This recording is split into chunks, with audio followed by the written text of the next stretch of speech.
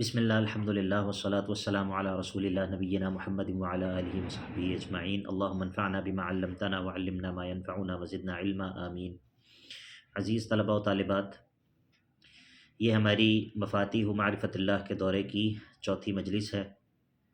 اور اس دورے میں ہم 3 قواعد کو پڑھیں گے انشاءاللہ، جن کا تعلق اللہ تعالیٰ کے اسماء و صفات کے ساتھ ہے، اور پھر اس کے بعد انشاءاللہ 5ویں مجلس سے ہم ایک اور موضوع کی طرف بڑھیں گے۔ آج ہم نے جن 3 قواعد کی بات کرنی ہے ان میں سے پہلا قاعدہ تو یہ ہے کہ اللہ رب العزت کے نام جو کہ اللہ تعالیٰ کی صفات کو بیان کرتے ہیں، جیسا کہ ہم نے پہلے بات کی ہے، اسی طرح بعض دفعہ اللہ تعالیٰ کے مختلف ناموں کو اکٹھے ذکر کیا جاتا ہے، اور جب انہیں اکٹھے ذکر کیا جاتا ہے تو وہ 2 نام اکٹھے ہو کر اللہ رب العزت کی مزید تعریف اور اس کی مزید صفات جو ہے ان پر دلالت کرتے ہیں۔ اس بات کو مثال کے ذریعے جب آپ سمجھیں گے تو انشاءاللہ یہ قاعدہ آپ کو سمجھ آ جائے گا۔ اس کی مثال اس طرح ہے کہ اللہ رب العزت قرآن مجید کے اندر کئی جگہوں پہ اپنے جو اسماء ہیں ان کو اکٹھے ذکر کرتا ہے۔ مثال کے طور پر اللہ رب العزت فرماتا ہے کہ وہ العزیز اور الحکیم ہے۔ قرآن مجید میں کئی جگہوں پر اللہ رب العزت نے ان دونوں ناموں کو اکٹھے ذکر کیا ہے کہ اللہ رب العزت العزیز اور الحکیم ہے۔ اب العزیز کا مطلب ہے کہ طاقتور ہے، قوت والا ہے، غلبے والا ہے۔ العزہ قوت کو کہتے ہیں، غلبے کو کہتے ہیں، طاقت کو کہتے ہیں، تو العزیز قوت والا ہے، طاقت والا ہے، غلبے والا ہے۔ اور الحکیم کا معنی یہ ہے کہ وہ حکمت والا بھی ہے۔ اس کی جو طاقت اور اس کا جو غلبہ ہے وہ ایسا نہیں ہے کہ طاقت اور اس کی جو قوت ہے وہ اس کو فساد پر یا اس کو ظلم پر آمادہ کر دیتی ہے، نہیں، ایسا نہیں ہے۔ اب دیکھیے، العزیز یہ ایک الگ صفت ہے، اور یہ صفت کمال ہے، یہ اللہ تعالیٰ کی تعریف پر دلالت کر رہا ہے۔ الحکیم یہ ایک الگ نام ہے جو کہ ایک اللہ تعالیٰ کی الگ صفت پر دلالت کر رہا ہے کہ وہ اس کا حکم بھی چلتا ہے، اس کو حکمت سے بھی کہہ سکتے ہیں، اس کو حکم سے بھی کہہ سکتے ہیں، تو وہ حکمت والا بھی ہے۔ اس کے تمام امور، اس کے تمام فیصلے، اس کے تمام احکام جو ہے وہ حکمت پر مبنی ہوتے ہیں۔ اب یہ دونوں الگ الگ جو ہے وہ اللہ تعالیٰ کی 2 کمال والی صفات کے بارے میں بتا رہے ہیں، لیکن جب آپ ان دونوں کو جمع کر دیں گے کہ وہ العزیز اور الحکیم ہے، تو یہ جو ہے وہ اس سے جو اللہ تعالیٰ کی جو تعریف ثابت ہوتی ہے وہ اس سے زائد ہے جو کہ دونوں کی الگ الگ دلالت تھی۔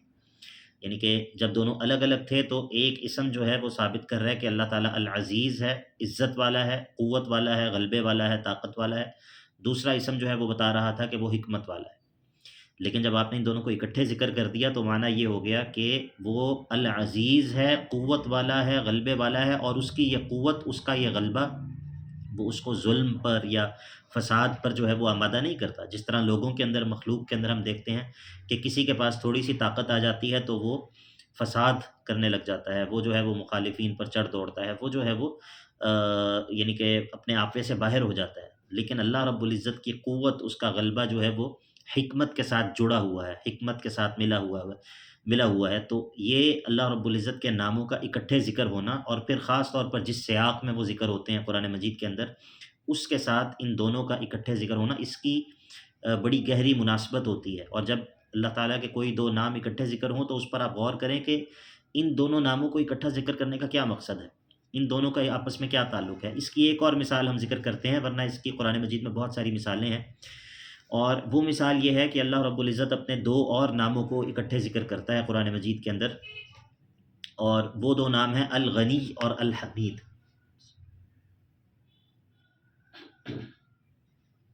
الغنی اور الحمید۔ اللہ رب العزت فرماتا ہے یا ایھا الناس انتم الفقراء الی اللہ واللہ هو الغنی الحمید، اور اس طرح قرآن مجید میں اور 2 مقامات پر بھی یہ دونوں نام اکٹھے ذکر ہوئے ہیں۔ اب الحمید کا مطلب ہے کہ وہ قابل تعریف ہے، وہ تعریف کو ڈیزرو کرتا ہے، اس کی تعریف کی جاتی ہے، وہ حمد کا حقیقی مستحق ہے۔ اب جب کوئی مخلوق میں سے اس کی حمد کرے، جب مخلوق میں سے کوئی اس کی حمد بجا لائے، اس کی ثنا بیان کرے، اس کی بزرگی اور بڑائی بیان کرے، اس کی تعریف بیان کرے، تو وہ الغنی بھی ہے، اس کو اس حمد کی اور اس تعریف کی کوئی ضرورت نہیں ہے، باوجود وہ فی ذاتی ہی حمید ہے، اس کو کسی کی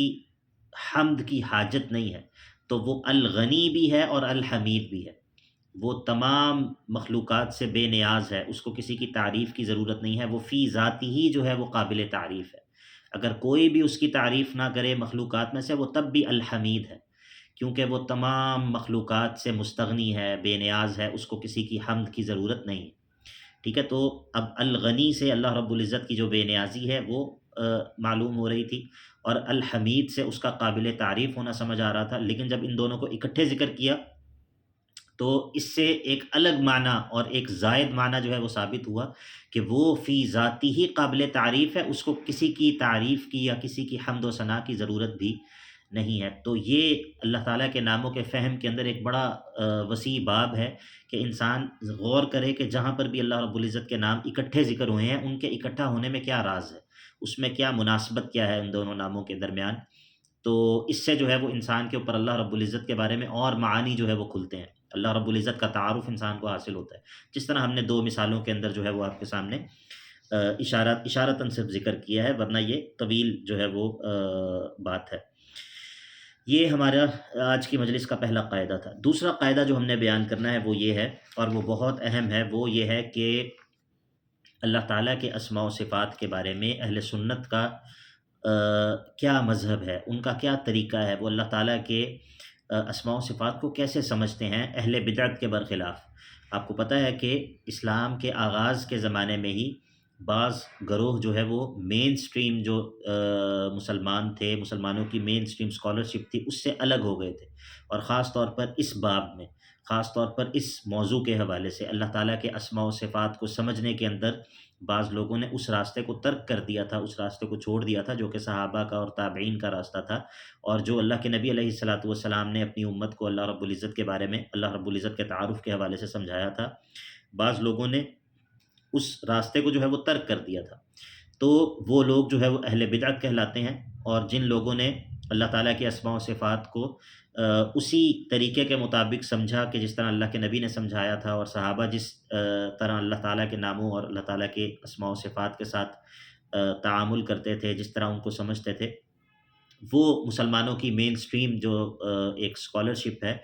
وہ اللہ تعالیٰ کے اسماء و صفات کو کیسے سمجھتی ہے، اس کے اندر ان کا قاعدہ کیا ہے۔ تو یہ مختصر سا ایک اصول آپ یاد رکھیں کہ اللہ رب العزت کے اسماء و صفات کے بارے میں ہمارا قاعدہ اور ہمارا جو طریقہ ہے وہ یہ ہے کہ ہم اللہ تعالیٰ کے ناموں کو تسلیم کرتے ہیں بغیر اس کی تمثیل کے اور بغیر تکییف کے۔ تمثیل اور تکییف، تمثیل کا مطلب ہوتا ہے کہ مثالیں بیان کرنا یا تشبیہ دینا۔ مثال کے طور پر ہم کہتے ہیں کہ اللہ رب العزت جو ہے وہ السمیع ہے، اللہ رب العزت السمیع ہے۔ اب ہم اگر یہ کہیں کہ وہ السمیع ہے جس طرح انسان سنتے ہیں، یا وہ السمیع ہے اس کے سننے کی مثال یہ ہے کہ جس طرح انسان سنتا ہے، تو اس کو کہتے ہیں تمثیل اور تشبیہ، کہ ہم نے ایک تو اس کی مثال بیان کی ہے کہ اللہ تعالیٰ کا سننا اس طرح ہے، اس کی مثال یہ ہے، یا ہم نے اس کی تشبیہ بیان کی ہے کہ اللہ تعالیٰ کا سننا جو ہے وہ فلاں کے سننے کی طرح ہے۔ یہ بالکل جائز نہیں ہے۔ ہم اللہ تعالیٰ کی صفت کو مانتے ہیں، لیکن اس کی کسی اور کے ساتھ تمثیل اور تشبیہ جو ہے وہ نہیں دیتے، کیونکہ اللہ تعالیٰ کا سننا ویسے ہے جیسا اللہ کی شان کے لائق ہے، ہمیں اس کی کیفیت کا جو ہے وہ علم نہیں ہے۔ ہم کہتے ہیں کہ اللہ تعالیٰ السمیع ہے، وہ سنتا ہے، لیکن اس کی حقیقی کیفیت کیا ہے؟ وہ ایسا نہیں ہے کہ جیسے انسان سنتے ہیں۔ انسانوں کے سننے اور اللہ تعالیٰ کے سننے میں فرق ہے۔ انسان کی صفت سننا جو ہے وہ بہت اعتبار سے ناقص ہے، اللہ رب العزت کی صفت صفت کمال ہے، اللہ تعالیٰ کا سننا جو ہے وہ اس کی شان کے لائق ہے۔ تو ہم اللہ تعالیٰ کی صفات کو مخلوق کی صفات کے ساتھ تشبیہ نہیں دیتے، نہ ہم اس کی مثالیں بیان کرتے ہیں، اور نہ ہم اس کی کیفیت جو ہے وہ بیان کرتے ہیں کہ اللہ تعالیٰ کا سننا جو ہے وہ اس کی یہ کیفیت ہے۔ نہیں، ہمیں اس کی کیفیت کی حقیقت کا علم نہیں ہے۔ اور اسی طرح ہم اللہ تعالیٰ کو پاک قرار دیتے ہیں بغیر تعطیل کے۔ اللہ تعالیٰ کو پاک قرار دیتے ہیں، اللہ تعالیٰ سے عیوب کی نفی کرتے ہیں، لیکن صفات کا انکار نہیں کرتے۔ یہ بات ہم کیوں کر رہے ہیں؟ یہ بات ہم اسی لیے کر رہے ہیں کہ بعض لوگوں نے یہ بات کہی کہ دیکھیں، اگر ہم اللہ تعالیٰ کے لیے صفت مان لیں کہ وہ محبت کرتا ہے، تو محبت تو انسان بھی کرتے ہیں۔ اگر ہم اللہ تعالیٰ کے لیے یہ صفت تسلیم کر لیں کہ وہ جو ہے وہ مختلف صفات کے بارے میں انہوں نے یہ بات کہی کہ وہ صفات تو مخلوق کے اندر بھی پائی جاتی ہیں، تو اگر ہم اس کو تسلیم کر لیں گے تو اس سے تو خالق اور مخلوق کے درمیان مشابہت ہو جائے گی، دونوں کے درمیان ریزیمبلنس ہو جائے گی۔ تو انہوں نے کیا کیا؟ انہوں نے کہا کہ ہم ان صفات کے اصل معنی کو مانتے ہی نہیں۔ اب انہوں نے بجائے اس کے کہ ان صفات کے اس معنی کو مانتے کہ جو اللہ کی شان کے لائق ہے، انہوں نے ان صفات کے معانی کا انکار کر دیا، اور اس کی وجہ سے وہ بہت بڑی گمراہی میں جا پڑے۔ ظاہر ہے کہ جب انسان اللہ تعالیٰ کے بارے میں درست فہم سے جو ہے وہ ہاتھ دھو بیٹھتا ہے تو وہ بہت بڑی گمراہی کا شکار ہو جاتا ہے۔ تو اللہ رب العزت کے اسماء و صفات کے بارے میں بنیادی قاعدہ یہ ہے کہ اس کے تمام اسماء و صفات کو تسلیم کیا جائے، ان پر ایمان رکھا جائے جیسے وہ ہیں اسی طرح، اور ان کی مثال بیان نہ کی جائے، ان کی تشبیہ بیان نہ کی جائے مخلوق کے ساتھ، اور نہ ہی ان کو بالکل معطل کر دیا جائے کہ ان کا انکار کر دیا جائے کہ ہم اس اسم کو مانتے ہی نہیں، یا ہم اس اسم کو تو مانتے ہیں، اس کے معنی کا ہمیں پتہ ہی نہیں۔ ٹھیک ہے، تو یہ قاعدہ ہے، اور اس قاعدے کے طرف اشارہ کرنے والی قرآن مجید کی یہ آیت ہے کہ لیس کمثلہ شیء وہو السمیع البصیر، لیس کمثلہ شیء وہو السمیع البصیر۔ اب یہ دیکھیں، یہ آیت کا ایک ٹکڑا ہے لیکن یہ ایک بہت بڑے قاعدے کے اوپر دلالت کرتا ہے۔ وہ قاعدہ کیا ہے؟ وہ یہ ہے کہ لیس کمثلہ شیء، یہ ایک قاعدہ ہے، یہ ایک جہت ہے۔ وہ یہ ہے کہ اللہ تعالیٰ جیسی اور کوئی چیز نہیں، اس کی مثل اور کوئی بھی چیز مخلوقات میں سے ہو ہی نہیں سکتی، کیونکہ وہ الفرد ہے، الاحد ہے، الصمد ہے، وہ جو ہے وہ اللہ رب العزت جو ہے وہ یکتا ہے، اس کی مثل جو ہے اور کوئی چیز نہیں ہے۔ تو جب اس کی مثل اور کوئی چیز نہیں ہے تو ہم اللہ تعالیٰ کی صفات کو کسی اور مخلوق کی صفات کے ساتھ تشبیہ نہیں دے سکتے، ہم اللہ تعالیٰ کی صفات کی مثال بیان نہیں کر سکتے، کیونکہ لیس کمثلہ شیء۔ لیکن آیت کا دوسرا ٹکڑا کیا کہتا ہے؟ وہ کہتا ہے وہو السمیع البصیر، اور اس کے ساتھ ساتھ اللہ رب العزت السمیع بھی ہے اور البصیر بھی ہے۔ اب دیکھیں، ہم بھی تو سنتے ہیں، ہم بھی تو دیکھتے ہیں، تو بظاہر تو میں بھی سمیع ہوں، میں بھی بصیر ہوں، تو کیا اب میں یہ کہوں گا کہ اللہ رب العزت کا سننا جو ہے وہ میرے سننے کی طرح ہے؟ نہیں، لیس کمثلہ شیء، اللہ تعالیٰ کی طرح کی اور کوئی بھی چیز نہیں۔ کیا میں کہوں گا کہ میں بھی دیکھتا ہوں، اللہ تعالیٰ بھی البصیر ہے، تو اللہ تعالیٰ کا دیکھنا میرے دیکھنے کی طرح ہے؟ نہیں، لیس کمثلہ شیء۔ تو اب یہ دیکھیں، آیت کا جو پہلا حصہ ہے وہ یہ بتا رہا ہے کہ اللہ تعالیٰ کی تمثیل اور تشبیہ بیان بالکل بھی نہیں کرنی، اللہ تعالیٰ کی صفات ویسی ہیں جیسی اللہ کے شان کے لائق ہیں، اور آیت کا دوسرا حصہ یہ بتا رہا ہے کہ اللہ تعالیٰ کی صفات کا انکار بھی نہیں کرنا۔ نہ تو یہ کام کرنا ہے کہ اللہ تعالیٰ کی صفات کو آپ مخلوق کی صفات کی طرح قرار دے دو، اور نہ ہی یہ کرنا ہے کہ مخلوق کی ریزیمبلنس سے بچنے کے لیے اللہ تعالیٰ کی صفات کا انکار کر دو۔ ٹھیک ہے، تو لیس کمثلہ شیء وہو السمیع البصیر، یہ بہت ہی بنیادی نوعیت کا قاعدہ ہے اللہ تعالیٰ کے اسماء و صفات کو سمجھنے کے لیے۔ تیسری جو بات آج ہم نے کرنی ہے وہ یہ ہے کہ اللہ تعالیٰ کے جو اسماء و صفات ہیں یہ کسی عدد میں محصور نہیں ہے، یعنی کہ ان کی کوئی جو ہے وہ تعداد متعین نہیں ہے، ان کی ایسا نہیں ہے کہ بس اتنے اللہ تعالیٰ کے نام ہیں اور بس۔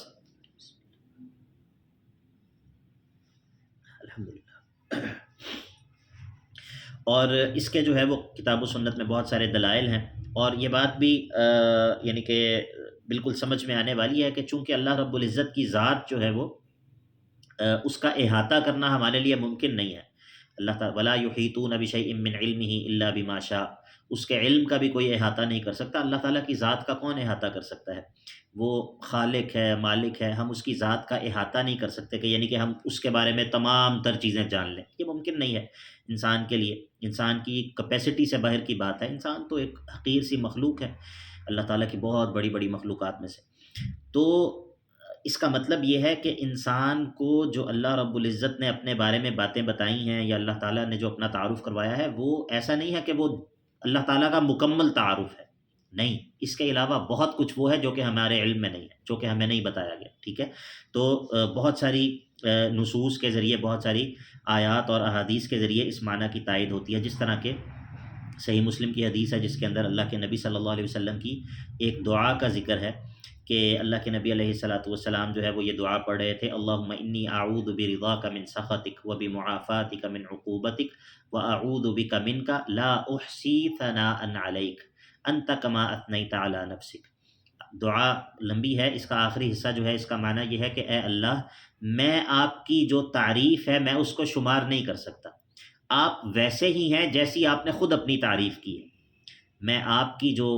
صفات ہیں، آپ کی جو تعریف ہے، میں اس کو بیان نہیں کر سکتا، میں اس کا شمار نہیں کر سکتا، کیونکہ وہ شمار سے زائد ہے،